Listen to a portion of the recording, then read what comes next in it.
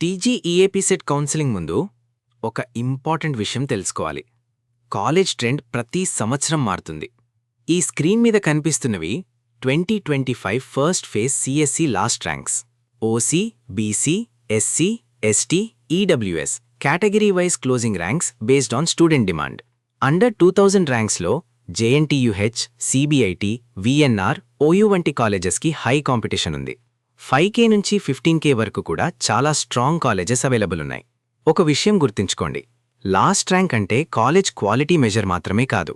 Location, fees, placements, hostel, coding culture and student preference కూడా impact చేస్తాయి. చాలా students ఒక మిస్టేక్ చేస్తారు.